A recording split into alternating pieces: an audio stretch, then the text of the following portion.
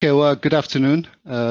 Thanks for this opportunity to join you. I have been following the talk so far. It has been fantastic. I'm here to talk to you about Edward. This is the first time I'm doing this in 6 years without a PowerPoint presentation. So I will do my best, and I'll try and add as much information as possible from memory. So Edward is what we call our virtual host. It's an AI system, and for us, it's just it's like another hotel employee. The how the whole thing started is yes, I know 15 minutes. I have got 15 minutes. I will put more pressure on me to speak faster. It's more for my benefit, Michael. Go ahead. Okay, so the start of this journey was back in 2015. We decided to mobilize employees. We regard our employees as hosts to our guests, and that's what they should be doing most of their time, hosting our guests face to face, serving them, being available to them, rather than sitting behind desk, being administrators, running reports, etc. Now, everything that we have heard so far, data is important. And for our employees to have that data in order to know who our customers are, they have to run a lot of reports. So you have got the arrivals reports, departures reports, VIP reports, etc. And you have got the separate systems, F&B, PMS, online surveys, etc. So we started by consolidating all that data into one central data warehouse. We pulled everything from the PMS and from all the other systems, every system under the hotel roof, we pulled the data into a central database. And on top of that, we automated all those reports that they need. And we pushed that data for them into mobile devices. So every employee in our hotels uses at least one mobile application. Over the past 6 years, we've developed about 30 mobile apps so that every department has got what they need. So a housekeeper cleans the room, has got a mobile application that links into the PMS via the Opera web services. So it's live data of the status of the rooms and our guests. And when they finish cleaning the room, they press a button that updates Opera, and so on. So after we did that, we mobilized our employees. We turned our attention to our guests. We said we have empowered our employees, our hosts. So how can we do the same thing for our guests? So obviously, the first thing that we wanted to do, the biggest challenge, is the ability to check in and check out online. So we developed that successfully, again, directly into the PMS, no manual interaction.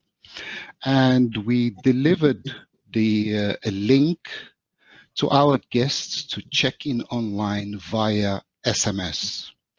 As we did that and guests loved it and we're using it, they went beyond that and started interacting with that SMS that we sent them initially just to deliver the link.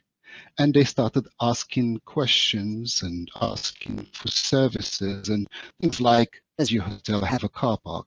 What's the address of the hotel? I am going to arrive at 2 a.m. in the morning. Can I have some spaghetti bolognese waiting for me in my room? Can you put extra towels in the room? And so on. Now, imagine, I'm a developer and I had developed that part that sends the link via SMS, and I had linked that SMS to my own mobile phone. So I was getting all those questions, bombarded with them 24 hours a day. And of course, I'm a hotelier. I have been in hospitality all my life, so I couldn't ignore them. So I started replying to those guests and calling the hotels, directing them what to do. And to a point where it became too much, and My wife kicked me out of the bedroom because the thing was bzzz, 24 hours a day. Exactly. You had to sleep, yeah. Exactly. So then started thinking, well, how about if we had a system that could do what I was doing? You know, receive the message, read it, understand it, and then decide on what action to take. Either reply to the guest with an answer or ask a member of staff to deliver a particular service. And that's how Edward, the virtual host, was born. And it has evolved tremendously since then. It started with knowing the answers to 60 topics. And how many topics have you got now, Michael? Now it's over 1,600 last time I looked. And how many? And what are the languages? Is it multilingual? Yes, it's multilingual. So far, it has conversed with our guests in 62 languages. Wow. From, I think, 95 countries so far. Wow. Yeah, so that's an introduction to how it is. As I said, it started as an employee, a virtual employee that answers questions. Now it does a lot more than that, including making reservations, processing arrivals lists, updating bookings with packages and so on, upselling to our guests. So it studies the history of the guests, the lookalike audiences, what we call lookalike audiences, and then it makes recommendations. It knows who is likely to book a spa treatment, who is likely to add champagne to their stay, and so on. And it makes that very easy. So it tells you, here is what we can offer you. If you choose to take it, Edward takes care of placing the order, adding the package code to your booking. If your booking doesn't include breakfast, it will tell you here is a discount if you want to include breakfast for the whole stay. If you do, it will update the booking. So it's providing a service to our guests and also helping our employees to free them from, the admin part of the job so that they are out there being better hosts. Fantastic. So you have taken almost everything we've talked about in the last 3 sessions. You've taken the guest data, you've taken the back office data, you've taken the preferences and the communications, and you've plumbed them all together in your own system. And that effectively has turned out to, the generic term is chatbot, but it's a very sophisticated chatbot. And as I understand it, has a little bit of personality in there as well. How did you get that? Is it your personality? What kind of personality did you get? Because I understand you've had a few interesting interactions that you've come across. Well, yeah, my colleagues say definitely that Edward has got my personality. I wasn't conscious of the fact that as I was developing it over the years and teaching it. So initially, the way I developed Edward is to teach it like you teach a child. So you tell the child to try and find out as much information as they can for themselves.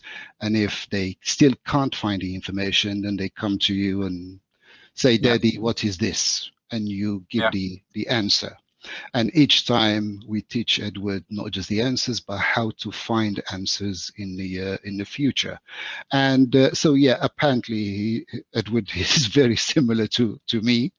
And he has certainly developed a personality that makes Edward, not that I am likable, but it makes Edward very likable to both the staff and the guests. So staff, for example, have got this joke now, like when you ask someone to do something, says, can you not ask Edward to do it? So,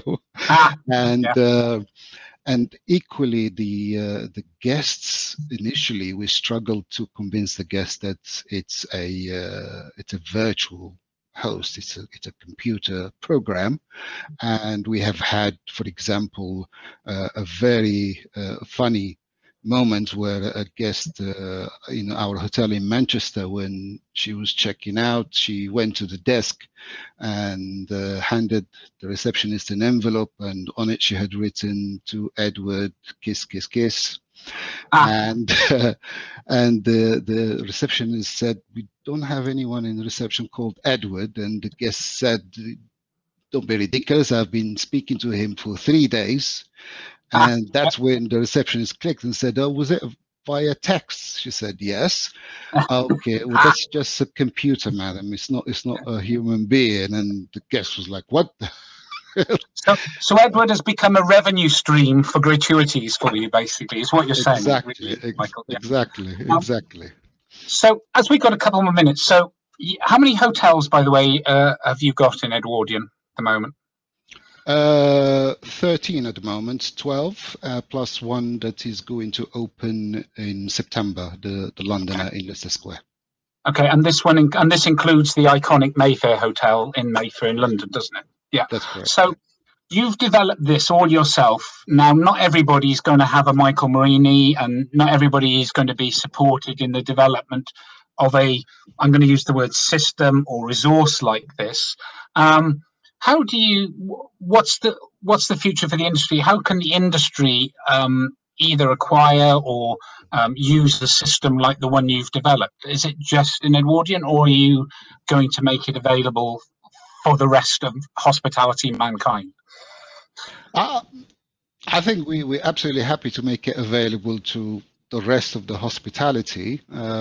Yeah, I mean, if people are interested, they can approach me, talk to me. I'll help them with that, either how to find something similar. I think Oracle team as well might have some information on where to get something like that. But ourselves, before I develop anything, I look at what's out there in the market. And certainly in 2016, I couldn't find anything that is so fully integrated with all the hotel systems and that can really learn. So from our perspective, this has worked for us because it has been developed by us hoteliers rather than to be clear, you haven't taken any previously available chatbot technology and adapted it. You've developed this 100% yourselves. So it is a pure hospitality chatbot service agent resource that you have created yourself. Absolutely. That's the way we did it. We created it from scratch. We created it to be a hospitality chatbot, not a general chatbot to adapt into hospitality. How interesting. And what do you think, in summary, how can I put this? What have you seen as the benefits within the business? I mean, I'm assuming in some ways you may, whether you have got less staff, but it sounds everything you've said up till now has been more along the lines of it's helped the staff do more about it. But what have you seen as the wide benefits to the business having developed Edward? Well, we have got definitely increased revenues. So the kind of things that you would rely on stuff to do, like upsell, upgrades, and extra room service items, etc. As much as you try, it will not always happen 100% consistently, with all the guests. So room service, as an example, we found that ordering room service via Edward, usually the value, depending on the hotels, and these are 2019 figures, I haven't looked at 2020, were between 10% to 50% higher than the phone orders.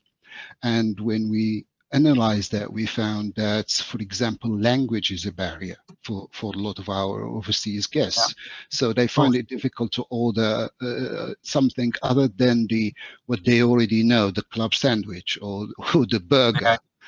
While when Edward allows them to ask questions in their own language and gives them a menu that is translated to their language, and they're able to place the order on the app rather than having to pick up the phone, that increases the number of people who place a room service order, and also the value of each order is higher. In one hotel, it was literally double than Wow. the value of the phone orders.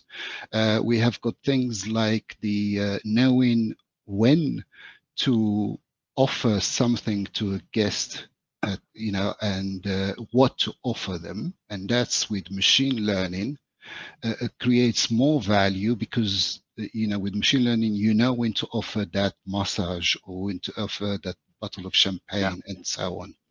And that's just learning from, and we are lucky we have got more than 20 years worth of data.